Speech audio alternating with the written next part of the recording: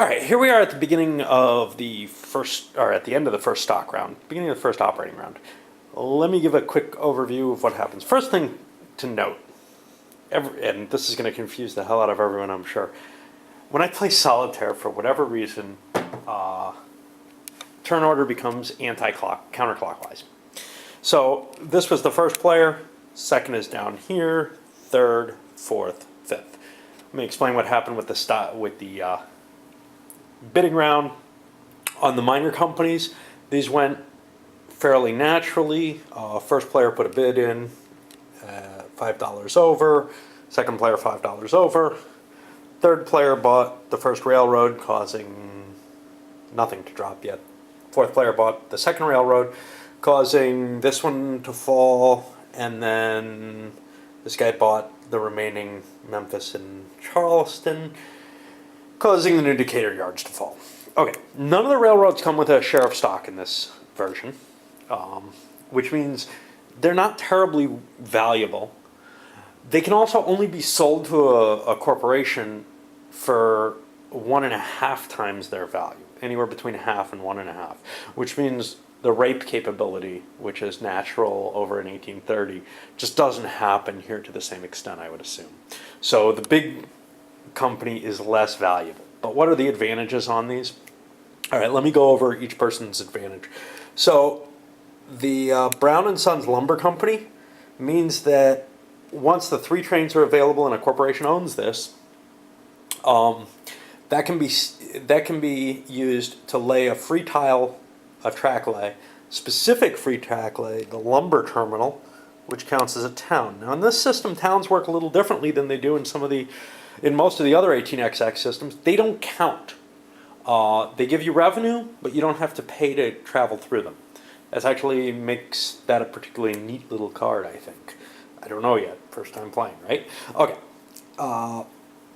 Second one was this guy with the new Decatur yards. The bonus on that is they can close the company from a corporation to buy a train at half price. That can be very valuable at the end, towards the end of the lifespan of that.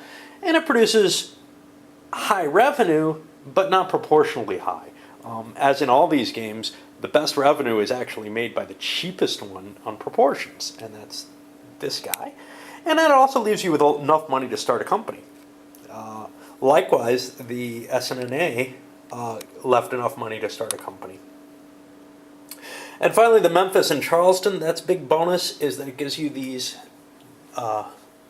which was the other one? Oh, the SNNA has a special ability, which is that it allows you to play these little coal chits. And those can only be played in a few spaces near the center of the map with little white hexagons or dots. They look like here, but they're actually hexagons. Okay, and the final one, the M&C, gives you these special train chits, which give you a bonus if you get these long runs. One of them is Atlanta to Birmingham, which isn't too bad, runs across there. And the second one is Nashville to Mobile, which is pretty much the whole map and probably won't be easy. The only way you can play these chits is if you have the company on your corporation and you connect the route, essentially. And then you get extra payment from then on with the trains that run on that, unless somebody steals the company from you. If you lose control of the company if the corporate president changes, those chits just go away, which is kind of harsh. Okay, so now, what happened in the stock round? Well, normally I don't like a lot of collusion in my games, but the first 2 players are sitting here saying, wow, we have a lot of money. We don't have enough money each to start a company, but between us we could. Well, they didn't agree, but the second and fifth player did agree to start the L&N with the idea that they'd each own half of it. That didn't turn out to be the case because the third and fourth players started their own companies. The ABC, which was started Primarily because it sits in a very rich little location that looks like it's going to be able to make money quickly, but it doesn't have towns near it, so it may have not been as wise a choice. To me, it was clear that the best choice for initial money was the TAG line, but that also requires a bigger expenditure, and starting the company over at $60 a share, which is what these players could afford, meant that it wouldn't have much operating cash.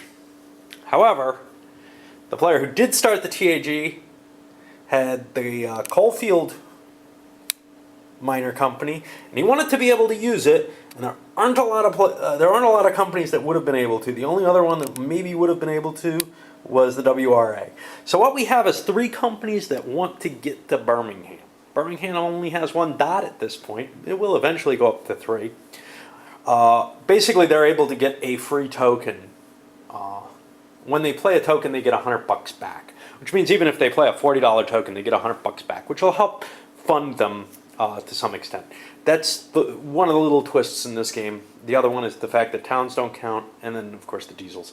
I'm running out of time, so I'm going to run some of the operating rounds and probably come back to you either at the beginning or end of the next stock round, I would guess. Well, there's only one operating round, so I may actually run through a couple of full turns for a while. All right.